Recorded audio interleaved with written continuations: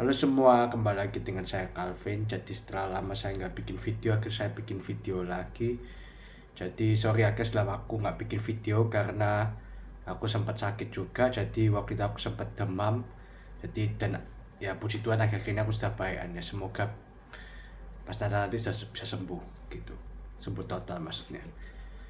Oke, jadi kali ini saya akan membahas tentang timnas yang baru saja berlaga di AFF kemarin.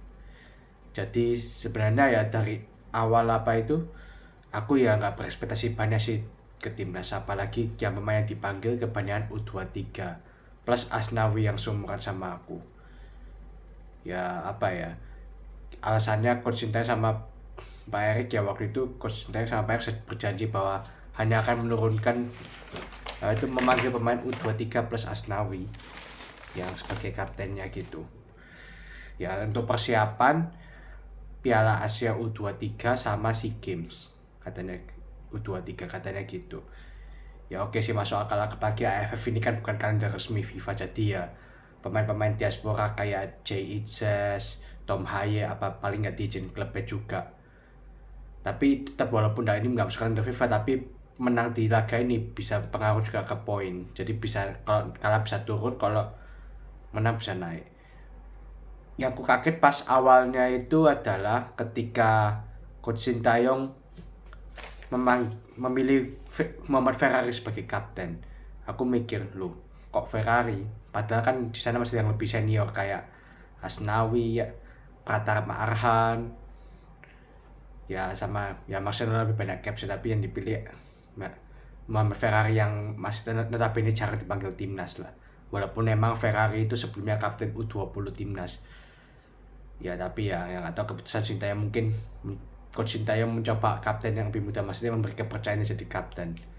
Ya menurutku sih masih terlalu muda sih, usianya masih 21 tahun, tapi ya yang nggak tahu saya keputusan Coach Sintayong di laga nah sebentar ya. Ya menurutku ya menunjuk Muhammad Farhan jadi kapten cukup kontroversial, tapi ya apalagi ya keputusan Coach Sintayong ya kita hormati aja. Yang paling muda kalau nggak salah di timnas itu ada Akan Kakak ya, umurnya masih 17 tahun, masih sangat muda.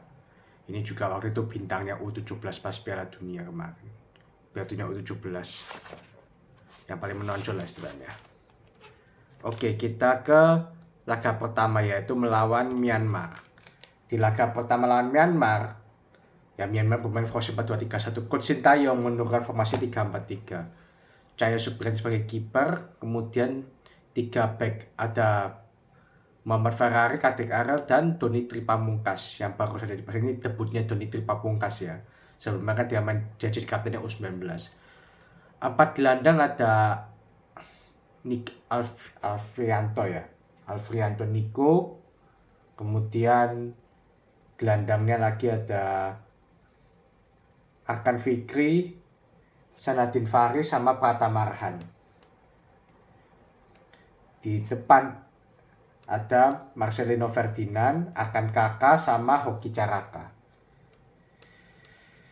Ya di babak pertama ya kita cukup ya menyerang, cuma ya karena ini tim yang tanda kutip yang baru dibentuk lah istilahnya, jadi belum kompak gitu, banyak salah passing apa, bahkan Myanmar pun sempat ngancam tapi gagal. Di babak kedua mulai Coach Sintayong memasukkan pemain senior, mulai dari Asnawi, kemudian ya kapal strike yang biasanya main di timnas senior juga, jadi makin banyak pemain-pemain yang pernah main di timnas senior, dan ya masukkan 3 pemain akhir, Ronaldo Kuate, Victor Delta, dan Robby Darwish yang pemain muda. Kali ini ya babak kedua Asnawi kaptennya, jadi pemain kapten diserahkan ke Asnawi, dan ya itu cukup bekerja karena kita lebih menyerang dan akhirnya kita bisa cetak gol lewat golnya Asnawi di menit 78. Yang aku heran ya, di itu sebenarnya kan Asnawi yang nendang, tapi di skor ditulis gol bunuh dirinya kipernya Myanmar, itu si Nyinyi Aung ya itu namanya. Soalnya mungkin habis Asnawi tendang kan dia kan kena tiang, habis itu kena kepala kiper. Nah itu mungkin gol itu dianggap kayak karena kepalanya kiper itu, padahal sajanya kalau nggak kena kiper pun sajanya gol tuh itu, tapi ya tetap dihitung golnya Myanmar, ya sudah lah, gol bunuh dirinya Myanmar istilahnya. Ya 1-0 ya, ini awal yang bagus. Kita coba statistik Shot set 12/17, shot on target 3/4, possession 42%-38%, passing 270/377, dan akurasi pas 73%-80% ya. Kalau dari statistik ya kita semua lolos, maksudnya layak menang sih di laga pertama ini. Karena babak kedua kita bermain lebih bagus daripada Myanmar gitu. Sip. Sorry, sempat batuk. Oke, kita ke laga kedua yaitu Indonesia lawan Laos. Sip.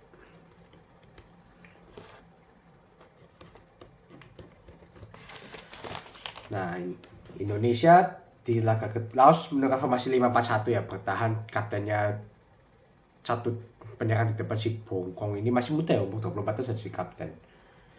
Indonesia menemukan formasi yang berbeda kali 3-5-2. Ini Coach Sintayong mulai rotasi pemain ya, pemain yang berbeda daripada di laga pertama. Kipernya juga beda. Kipernya kedua itu Dava Fasya. 3 back ada ya Katik Arya sama, Muhammad Ferry sama, yang beda ada Kakang Rudianto. Karena di laga pertama itu Doni Tripamungkas yang jadi backnya. Nah kali ini Doni Tripamungkas jadi back kiri ya. Ya kalau di sini, soalnya kalau aku lihat dari sisi sini ini kelihatannya kanan, tetapi kalau lihat dari sisi pemain itu kiri. Di gelandang kiri ML, kemudian ada Raihan Hanan, ya ini pemain baru. Kemudian ada Ferdinand sebagai gelandang tengah, paling tengah. Kemudian ada Arkan Fikri dan Pratama Arhan. Kali ini ada dua penyerang ya, yaitu Hoki Caka sama Rafael Strike. Jadi siapa itu Arkan Kakak dicadangkan sekarang. Jadi ada beberapa pemain yang dirotasi Coach Sintayong. Rafael Strike jadi starter, sebelumnya dia jadi cadangan toh. Tapi ya lawan Laos, ternyata Laos ini bukan lawan yang gampang. Dan terbukti kita kebobolan dulu. Di menit 9 lewat ya Panyafong. Susah namanya, tak sebut nama terakhir Panyafong. Tapi kemudian kita bisa menyamakan kedudukan lewat golnya Katik Arya di menit 12. Tapi baru 1 menit setelah golnya kita menyamakan kedudukan, kita kebobolan lagi lewat golnya Pomatep di menit 13. 2 gol dalam 4 menit. Kita kebobolan 2 dalam 4 menit. Ini menunjukkan betapa rapuhnya pertahanan Indonesia. Lawan Laos tuh harusnya kita bantai clean sheet, bukan? Tapi ya, sebab bukan matematika lah. Laos emang sekarang lebih kuat dari yang dulu katanya. Tapi kemudian kita bisa cetak gol lagi lewat headingnya Muhammad Ferry di menit 18, memanfaatkan lemparan ke dalam Pratama Arhan. 2-2. Babak pertama 2-2 cukup seru tapi banyak gol, saling balas-balasan gol. Kemudian di babak kedua petaka mulai terjadi saat kedudukan 2-2. Marcelino Ferdinand kena kartu merah di menit 69. Ya emang tackle-nya dia ke kaki sih, cuma ya agak harsh sih kartu merah, cuma ya sudah keputusan wasit ya, mau gimana lagi. Main dengan 10 pemain Indonesia, tapi Indonesia hebatnya dengan 10 pemain masih bisa cetak gol. Ya lewat Muhammad Ferry lagi menit 72, jadi Muhammad Ferry cetak 2 gol lewat heading. Tapi ya kemudian langsung menyamakan kedudukan lagi karena nggak gampang main dengan 10 pemain. Tapi yang dari kontroversi adalah bolanya sempat out dulu, tapi wasit nggak lihat, jadi wasit tetap anggap itu bolanya ini emang tipis sih sama garis, cuma ya itu harusnya out. Jadi, tapi wasit tetap anggap itu in. Dia pemain ini ngoper dan si Pantafong cetak gol. Harus yang nanti yang dimasakan harusnya yang ngumpan ini bolanya sudah out dulu, tapi ya tetap dianggap in.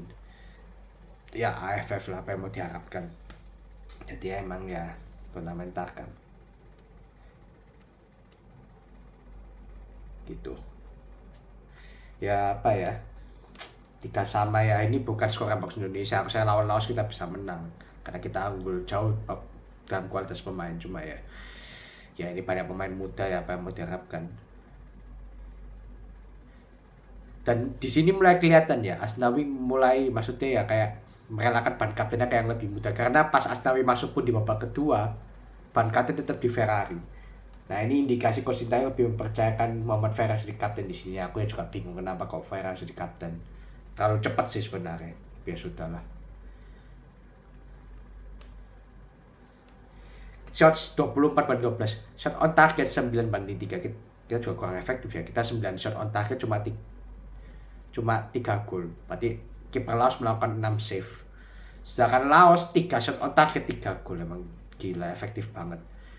Posisi 67% banding 33%, passing 446 banding 226 dan akurasi passing 81% banding 65%. Laos cuma 65% loh, tapi dengan 65% ini mereka bisa cetak 3 gol. Something wrong dengan timnas kita.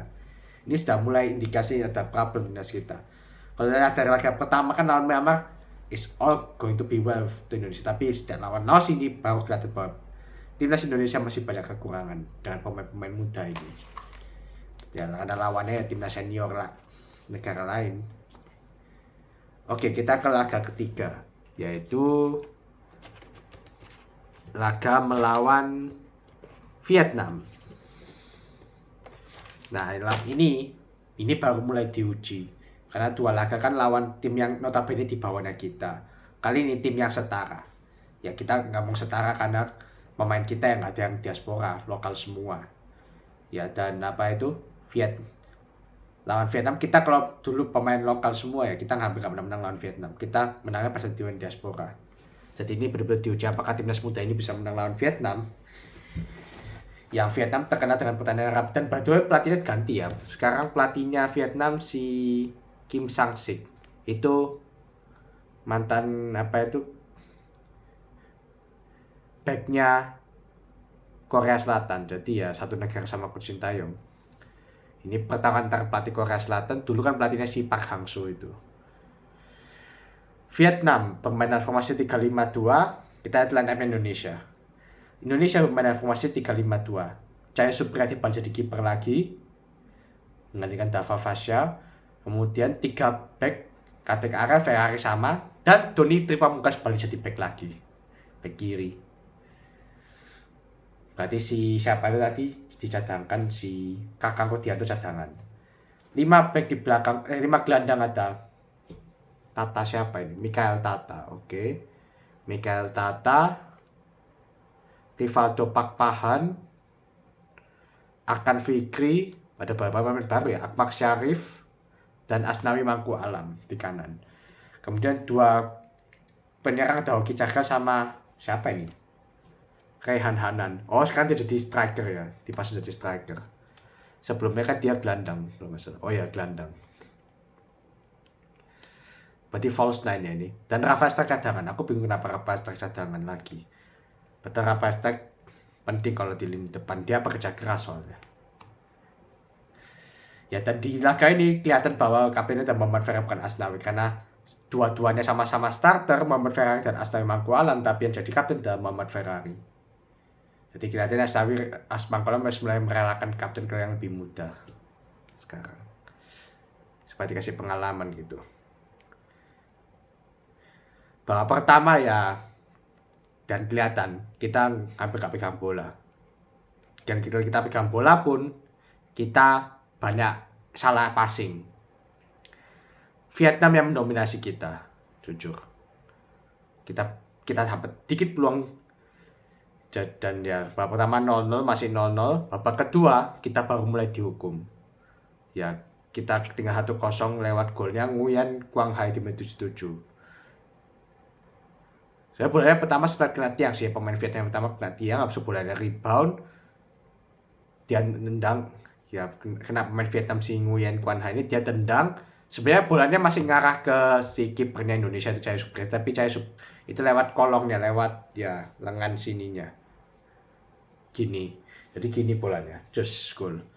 Ya sedikit blunder sih dari Jaya Supriyadi, tapi ya memang keras itu tendangan, jadi ya agak susah juga bagi kiper, mungkin nggak kelihatan dia bolanya. Jadi ya setengah blunder lah dari dia. Nah sebenarnya salah dia, cuma dia ya Jaya Supriyadi harus bisa nangkap itu aja. 1-0 ya, kalau lihat dari permainan kita nggak layak menang. Kalau kalian statistik bakalan mati. Kita coba baca statistiknya ya. Shots Vietnam 18, kita cuma 2. Shot on target mereka 4, kita cuma 1. Possession 72%-28%. Passing 64-58 dan akurasi pas 88%-74%. Ini bahkan syukur kita nggak dibantai. Si Jaya Supriyadi masih melakukan 3 save, makanya tak bilang dia nggak sebenarnya jelas, sebenarnya cuma yang tadi gol tadi dia agak blunder gitu aja. Jadi ya kita layak kalah. Kalau lawan Vietnam kita layak kalah karena Vietnam main lebih bagus daripada kita. Dan ini mungkin ya karena efek rotasi Coach Sintayong juga, jadi dia nggak menemukan pakem terbaik apa gitu. Ya mungkin dia mau uji coba banyak pemain, cuma ya nggak kelihatan pakemnya, itu yang membuat kita ya juga bingung. Apa yang dimauin Coach Sintayong ini, nggak ngerti juga gitu. Apalagi Coach Sintayong di awal tuh pasang target final ya, kita bingung kalau kayak gini gimana mau final. Tapi masih ada harapan di laga terakhir yaitu kita lawan Filipina.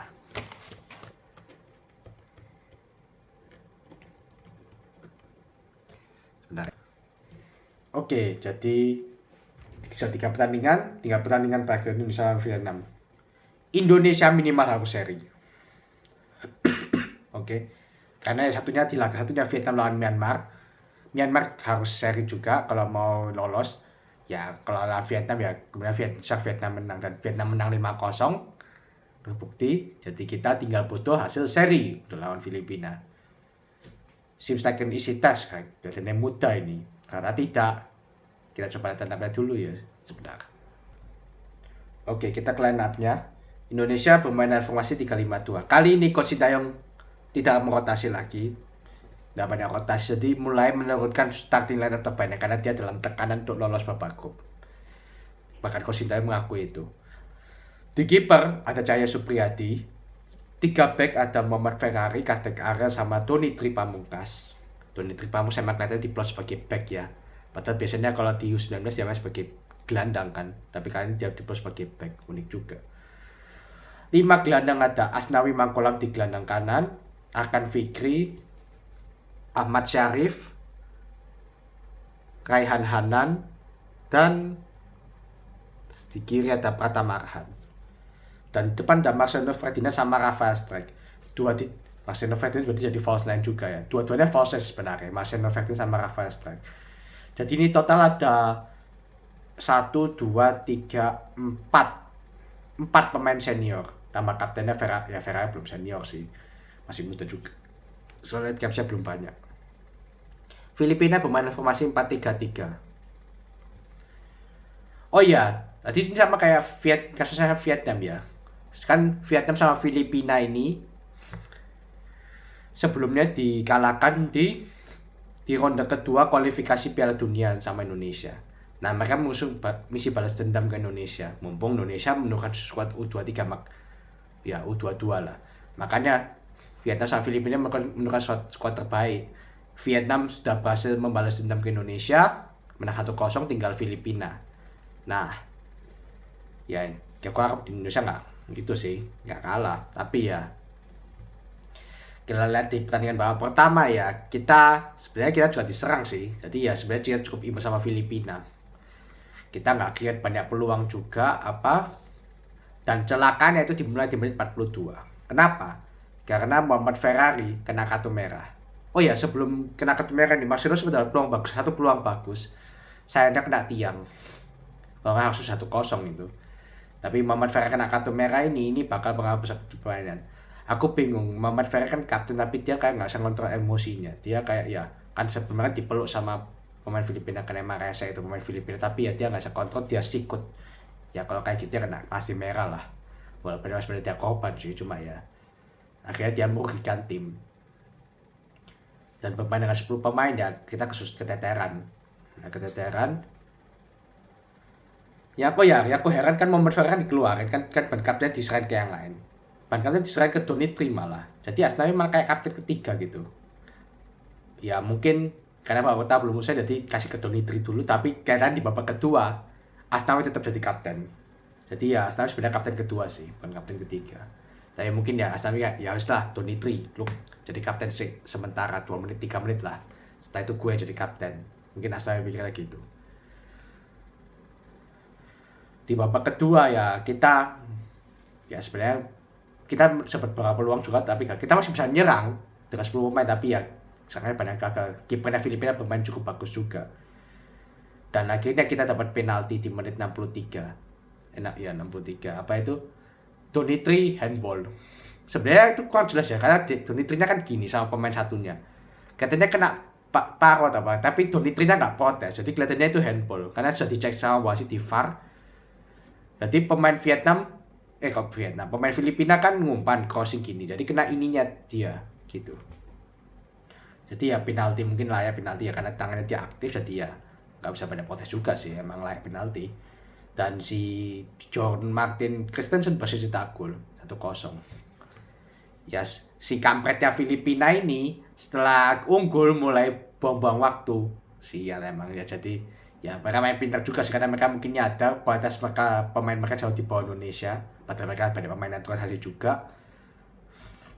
Jadi mereka ya main aman, play safe, dan ya pemain kita terpancing gitu, mulai kesel berapa kali tengkar, dan pemain Filipina kampanye juga berapa kali cedera, pura-pura cedera lah, jadi buang-buang waktu lah istilahnya. Sampai tahu total ya injury time pertama itu kalau nggak salah plus 8 ya, atau plus 9. Babak kedua injury time sampai 13 menit, gila Mbak. Jadi totalnya injury time babak pertama sama babak kedua itu 22 menit. Tak pikir udah sekalian extra time aja kok kayak ngono. Gila, sampai akhirnya ya peluang terakhir kita, aku ingat banget itu Ronaldo Kuate. Dia sempat nendang dari kotak penalti, tapi sayang tendangannya kenceng, cuma ke arah kiper sayang. Jadi ya itu peluang terakhir dan kita kalah. Dan ya sayangnya berkat hasil ini kita ya disalip sama Filipina. Sebelumnya kita peringkat 2-nya, karena Vietnam kan peringkat atas, paling atas, menang terus, cuma seri sekali kalau nggak salah. Cuma karena hasil ini Filipina naik. Soalnya Filipina sebelumnya 3 kali seri nggak pernah kalah. Pas menang lawan kita jadi naik peringkat 2. Tak bacain ya di klasemen. Benar ya. Menit 21 ini.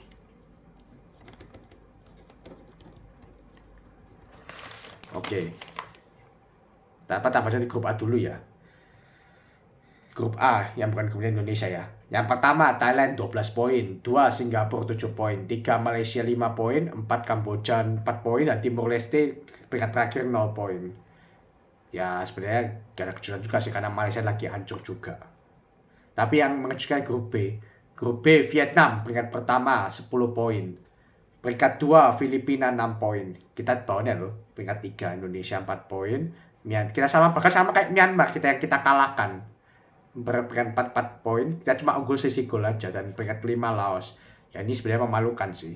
Cuma ya ini karena pada pemain muda, jadi ya aku nggak mau terlalu menghujat mereka ya. Yang aku sayangkan ya Coach Sintayong nggak ada pakem yang pas atau apa. Jadi ya aku harap Coach Sintayong bisa menebus di Piala Dunia. Maksudnya di kualifikasi Piala Dunia ya. Walaupun peluangnya kecil, aku harap kita bisa lolos Piala Dunia gitu aja. Ya ini sudah selesai, AFF sudah selesai, jadi ya ini sebenarnya sangat mengecewakan sih. Kita ini kayak zaman ke-8 kita nggak lolos babak grup. Sebenarnya at least ya masuk babak knockout lah, walaupun emang squad muda semua ya, cuma ya at least babak knockout, bahkan Coach Sintayong bilang final, tapi ternyata babak grup sudah usai. Jadi ya it's not looking good. Dan aku takutnya ya mental para pemain yang senior, terutama kayak Asnawi, Arhan, Marcelino, Strike yang bisa dipanggil timnas, itu mulai drop. Dan takutnya nanti berpengaruh nanti pas kualifikasi Piala Dunia. Kalau diaspora kan paling nggak terpengaruh, soalnya mereka nggak main di sini. Cuma ya 4 pemain itu yang mentakuti. Jadinya ya nggak tahu lah. Ini memang hasilnya mengecewakan sih, sangat mengecewakan ya. Tapi tetap Coach Sintayong stay. Aku masih percaya sama Coach Sintayong. Aku harap nanti dia bisa menembus di kualifikasi Piala Dunia lah, gitu aja. Dengan pemain diasporanya. Ya ini menunjukkan juga betapa jomplangnya ya pemain kita sama pemain diaspora. Pembinaan pemain kita masih hancur, kita masih terlalu banyak dribbling, crossing, passing sering salah, kacau semua. Jadi ya memang untuk kualifikasi Piala Dunia kita butuh pemain diaspora. Itu sebuah kebutuhan. Jadi ya kita juga bantu sementara selama ini sama pemain diaspora. Gitu. Ya aku tetap harap yang terbaik di timnas Indonesia lah ya. Ini anggap aja ya pelajaran bagi anak-anak muda ini. Ya semoga nanti di Piala Asia U23 sama SEA Games U23 nanti tahun depan 2025 ini bisa berjalan dengan baik. Gitu aja. Oh iya, ini sebenarnya sebagai penutup ya. Sebagai penutup ya, aku mau mengucapkan terima kasih bagi kalian sudah support aku sampai Desember 2024 ini. Memang subscriber atau apa nggak terlalu banyak, tapi ya aku tetap bersyukur. 1 subscriber aja aku bersyukur kok. Apalagi ini ada 100 50-an apa ya. Aku betul bersyukur kepada kalian yang mendukung channel saya. Ini mungkin adalah video terakhir saya di tahun 2024 ini. Jadi nanti kalau sempat, nanti kalau aku mungkin akan ngadain live streaming atau apa akhir tahun ini ya. Kalau nggak sempat ini mungkin berarti video terakhir saya. Karena emang ya aku nggak, tahun depan aku nggak tahu apa aku masih bisa bikin video lagi, karena emang jadwal aku lagi padat, lagi sibuk juga gitu. Apalagi kuliah S2 aku juga mulai skripsi juga tadi ya. Ya nanti kita lihat aja lah tahun depan apakah aku masih bikin video lagi atau enggak. Ya itu aja, terima kasih bagi semua yang sudah support saya. Terima kasih sudah menonton.